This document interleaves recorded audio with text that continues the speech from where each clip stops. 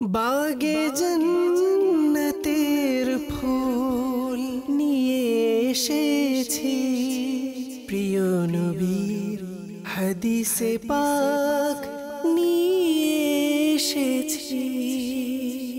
আলহামদুলিল্লাহি রাব্বিল আলামিন ওয়াসসালাতু ওয়াসসালামু আলা খাতামিন নাবিয়্যিন আম্মা বা'দ ফাআউযু বিল্লাহি মিনাশ শাইতানির রাজীম বিসমিল্লাহির রহমানির রহিম। আসসালাতু ওয়াসসালামু আলাইকা ইয়া রাসূলুল্লাহ ওয়া আলা আলিকা ওয়া আসহাবিকা ইয়া হাবিবাল্লাহ।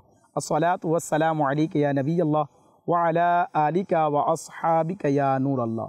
প্রিয় মাদানী চ্যানেলের দর্শকবিন্দু, মাদানী চ্যানেলের বিশেষ অনুষ্ঠান হাদিসে নববীর সারসংক্ষেপ সাল্লাল্লাহু আলাইহি ওয়াসাল্লাম, এই বিষয়ের মধ্যে আজকে আমরা জুমাতুল মুবারাকার ফজিলত ও বরকত সম্পর্কে শুনব। আসুন তার পূর্বে নবী পাক সাল্লাল্লাহু আলাইহি ওয়াসাল্লাম এর উপর জুমার দিন দুরুদে পাক পাঠ করার একটি ফজিলত ও বরকত সম্পর্কে শুনি। রসুল করিম রউফুর রহিম সাল্লাল্লাহু আলাইহি ওয়াসাল্লাম ইরশাদ করেছেন, আকসিরুস সালাতা আলাইয়া ইয়াউমাল জুমআতি ফাইন্নাহু মাশহুদুন তাশহাদুহু মালাইকাতু ওয়া ইন্না আহাদান লান ইউসাল্লিয়া আলাইয়া ইল্লা উরিদাত আলাইয়া সালাতুহু হাত্তা ইয়াফরুগা মিনহা। নবী করিম সাল্লাল্লাহু আলাইহি ওয়াসাল্লামের ইরশাদ করেছেন, জুমার দিন আমার প্রতি অধিক হারে দুরূদ প্রেরণ করো, কেননা এটা ইয়াউমে মাশহুদ, অর্থাৎ আমার দরবারে ফেরেশতাদের বিশেষভাবে উপস্থিত হওয়ার দিন। এই দিন ফেরেশতারা বিশেষভাবে অধিকারে আমার দরবারে উপস্থিত হয়। যখন কোনো ব্যক্তি আমার প্রতি দুরূদ প্রেরণ করে, তখন সে অবসর হওয়ার পূর্বে তার দুরূদ আমার সামনে পেশ করা হয়। তো আমরা জুমার দিন অধিক হারে দুরূদে পাক পাঠ করব। আল্লাহ তাআলা আমাদেরকে অধিক হারে জুমার দিন দুরূদে পাক পাঠ করার তৌফিক দান করুক। আসুন একবার দুরূদে পাক পাঠ করি। সাল্লু আলাল হাবিব সাল্লাল্লাহু তাআলা আলা মুহাম্মদ সাল্লাল্লাহু আলাইহি ওয়াসাল্লাম সালাতান ওয়া সালামান আলাইকা ইয়া সাইয়্যিদি ইয়া রাসূলুল্লাহ। জুমাতুল মুবারাকার ফজিলত সম্পর্কে আজকে অসংখ্য মানুষ উদাসীন। যে জুমা কি, জুমাকে আল্লাহ সপ্তাহের মধ্যে একবার দিয়েছেন, এটার বরকত ফজিলত কি রয়েছে আমাদের জন্য, আমরা অনেকজন এটার প্রতি উদাসীন রয়েছে। আসুন না শুনি আমরা জুমার ফজিলত ও বরকত সম্পর্কে। আন সালমা ক্বাল ক্বাল রাসূলুল্লাহ সাল্লাল্লাহু আলাইহি ওয়াসাল্লাম লা ইয়াগতাসিলু রাজুলুন ইয়াউমাল জুমআহ ওয়া ইয়াতাতাহহারু মাস্তাতাআ মিন তুহরিন ওয়া ইয়াদহিনু মিন দুহনিহি আও ইয়ামাসসু মিন তিনিন বাইতিহি সুম্মা ইয়াখরুজু ফালা ইউফাররিকু বাইনা ইসনাইনি সুম্মা ইউসাল্লি মা কুতিবা লাহু সুম্মা ইউনসিতু ইদা তাকাল্লামাল ইমামু ইল্লা গুফিরা লাহু মা বাইনাহু ওয়া বাইনাল জুমআতিল উখরা।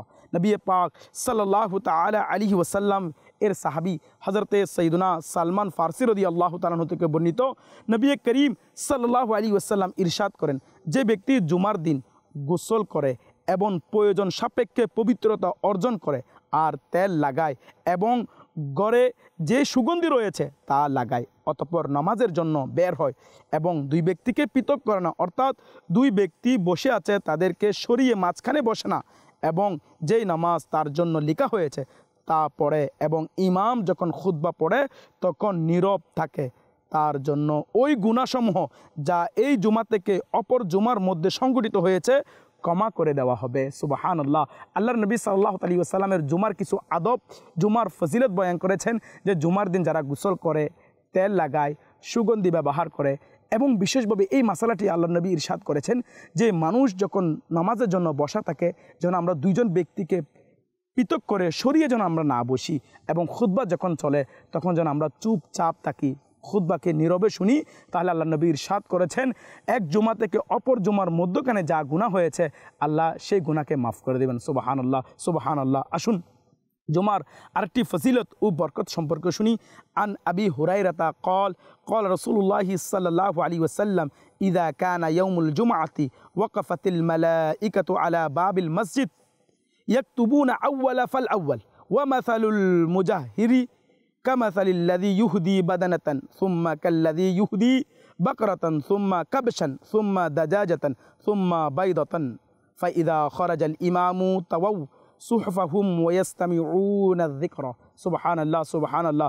আল্লাহর নবী সাল্লাল্লাহু আলাইহি ওয়াসাল্লাম ইরশাদ করেছেন, যখন জুমার দিন আসে তখন মসজিদের দরজায় ফেরেশতারা আগমনকারীদের নাম লিখেন। সুবহানাল্লাহ, সুবহানাল্লাহ।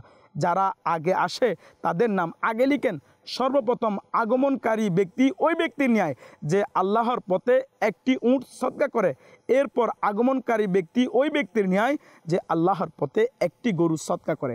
এরপর আগমনকারী ব্যক্তি ওই ব্যক্তির ন্যায় যে আল্লাহর পথে ভেড়া সদকা করে। এরপর আগমনকারী ব্যক্তি ওই ব্যক্তির ন্যায় যে মুরগি সদকা করে।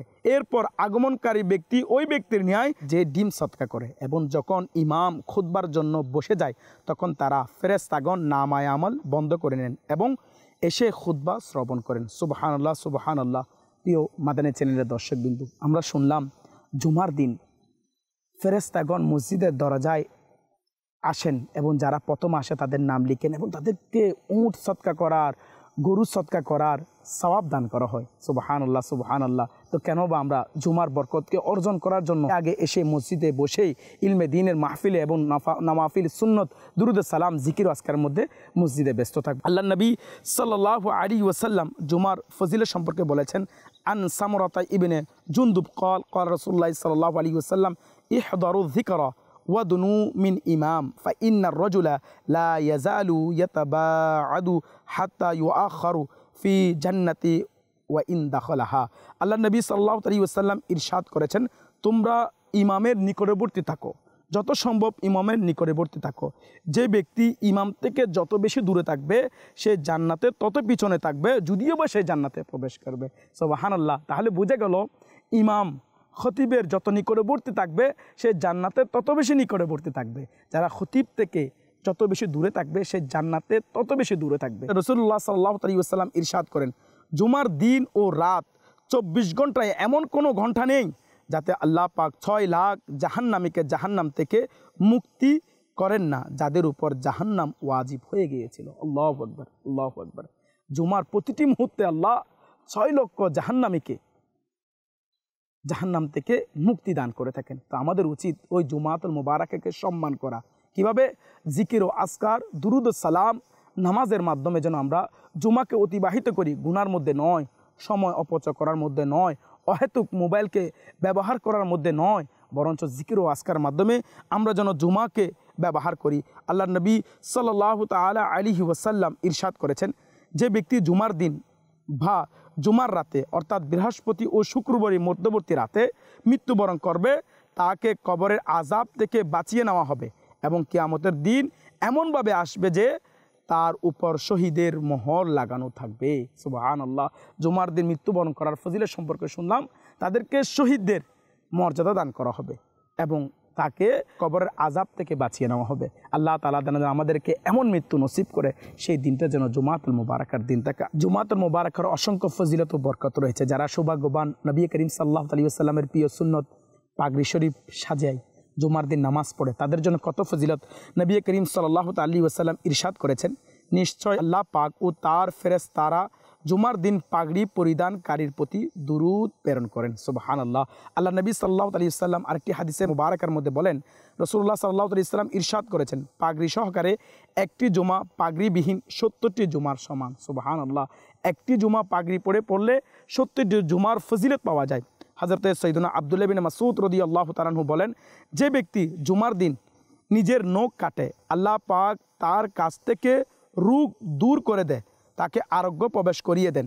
আল্লাহ নবী সাল্লাল্লাহু আলাইহি ওয়াসাল্লামের হাদিসে মোবারকা থেকে আমরা শুনলাম, যে ব্যক্তি জুমার দিন নখ কাটে আল্লাহ পাক তার কাছ থেকে রোগ দূর করে দেন, আরোগ্য প্রবেশ করিয়ে দেন। তাহলে বোঝা গেল জুমার দিন নখ কাটার ফজিলত সম্পর্কে জানতে পারলাম।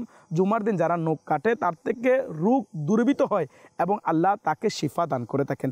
আরেকটি হাদিসে পাকের মধ্যে জুমার দিন ফজিলত সম্পর্কে বলেন হযরত সাইয়্যিদুনা আমজাদ আলী আযমি রাহমাতুল্লাহ তাআলা বলেন, হাদিসে পাকে রয়েছে, যে ব্যক্তি জুমার দিন নখ কাটে আল্লাহ পাক তাকে দ্বিতীয় জুমা পর্যন্ত বিপদ আপদ থেকে নিরাপদ রাখেন এবং 3 দিন অতিরিক্ত অর্থাৎ 10 দিন পর্যন্ত। অপর এক বর্ণনার মতে এটাও রয়েছে যে যে ব্যক্তি জুমার দিন নখ কাটবে এর দ্বারা রহমত আসবে এবং গুনাহ চলে যাবে। সুবহানাল্লাহ। জুমার দিন নখ কাটার ফজিলত সম্পর্কে আমরা জানলাম। উলামায়ে কেরাম বলেছেন জুমার দিন নখ কাটা মুস্তাহাব। সুবহানাল্লাহ। তো আমাদের যতটুকু স্মরণ রেখে আমরা যেন জুমার দিন নখ কাটি এবং সুন্নত অনুযায়ী নখ কাটি এবং জুমাতুল মুবারাকা যদি সম্ভব হয় পুরুষেরা পাগড়ি শরীফ পরে আমরা জুমার নামাজকে আদায় করে থাকি। প্রিয় ইসলামী ভাইরা, জুমা কি? জুমা অনেক বরকতময়। অসংখ্য হাদিসে মুবারাকের মধ্যে জুমার ফজিলত সম্পর্কে আমার নবী সাল্লাল্লাহু আলাইহি ওয়াসাল্লাম ইরশাদ করেছেন। আল্লাহ নবী এটাও বলেছেন।